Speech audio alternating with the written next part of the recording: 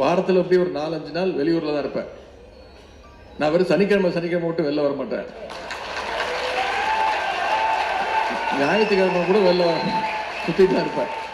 இன்னைக்கு என்ன கிழமை கூட எனக்கு தெரியாது. இன்னைக்கு வெள்ளிக்கிழமையா தெரியாது. நான் அந்த கிழமை பார்க்க மாட்டேன். நான் பல மாவட்டங்களுக்கு போகும்போது அங்கே கூட்டமாக மக்கள் நிற்பாங்க, மனுக்களோடு நிற்பாங்க, தாய்மார்கள் நிற்பாங்க. வண்டியை நிப்பாட்ட சொல்லுவேன். நிறைய பேர் மனுக்கள் கொடுப்பாங்க. இளைஞரணி இளைஞரணி செயலாளர் இருக்கும்போது கொஞ்சம் கொடுப்பாங்க. அதுக்கப்புறம் சட்டமன்ற உறுப்பினர் போது கொஞ்சம் அதிகமாச்சு. அப்புறம் தலைவர் அமைச்சர் பொறுப்பு கொடுத்தோன்னே மனுக்கு அதிகமாச்சு. அப்புறம் துணை முதலமைச்சரான என் இப்போ வண்டியில் வந்து மனு வைக்கிறதுக்கு இடம் இல்லை.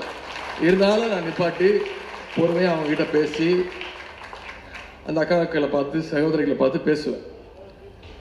சிலர் சிரிச்ச முகத்தோடு வரவேற்பாங்க. அப்போ தான் நான் நிற்பேன் அப்படின்ட்டு.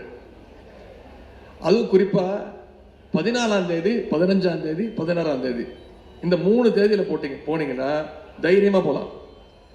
ஏன்னா அந்த 3 நாளில் தான் பேங்க் அக்கௌண்ட்டில் 1000 ரூபா வரவு வச்சுருவாங்க.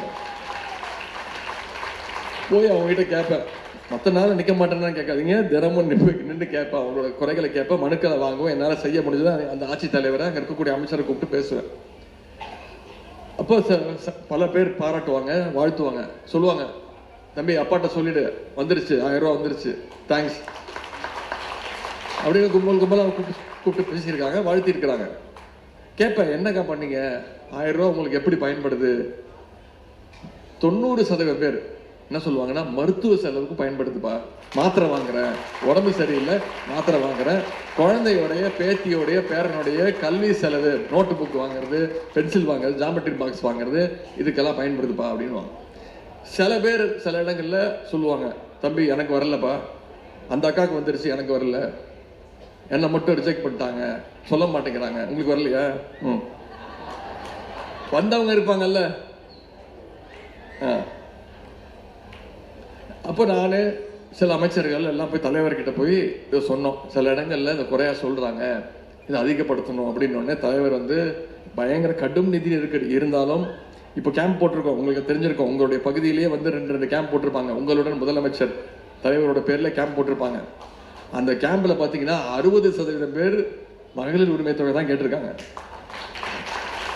இன்னும் சொல்ல போனா தலைவர் அவர்கள் அதுல இருந்தக்கூடிய சில விதிகளை எல்லாம் தளர்த்திட்டாங்க. 2 விதிகளை தளர்த்திட்டாங்க. நிச்சயமாக சொல்றேன், இன்னும் 2 மாதங்கள்ல இன்னும் கூடுதலான தகுதி வாய்ந்த அதிக மகளிருக்கு கலைஞர் மகளிர் உரிமை தொகையை தலைவர் அவர்கள் நிச்சயம் கொடுப்பார். இந்த திட்டத்தெல்லாம் பண்ணியிருக்கோம்ல, இந்த தைரியத்துல தான் நம்முடைய தலைவர் அவர்கள் ஒரு திட்டத்தை ஆரம்பிச்சார். ஓரணியில் தமிழ்நாடு அப்படின்ற ஒரு முன்னெடுப்பை நம்முடைய கழகத்தினர் மேற்கொள்ளணும். பொதுமக்களை அவங்க வீட்டுக்கே போய் சந்திக்கணும், கழகத்துல சேர்க்கணும்னு சொன்னாரு. இவ்வளவு திட்டங்களை செஞ்சிருக்கோங்கிற அந்த தைரியத்துல தான் மக்களை போய் நம்முடைய கழகத்தினர் போய் சந்திச்சாங்க. இன்னைக்கு கிட்டத்தட்ட 2,50,00,000 பேரை கழகத்துல நாம இணைச்சிருக்கிறோம். ஆர்வத்தோட சேர்ந்திருக்கிறாங்க, நிறைய பேர் சேர்ந்திருக்கிறாங்க. இதுல சேர்ந்தா 1000 ரூபா வந்துடும் போல இருக்குன்னு அதுவும் எனக்கு தெரியும்.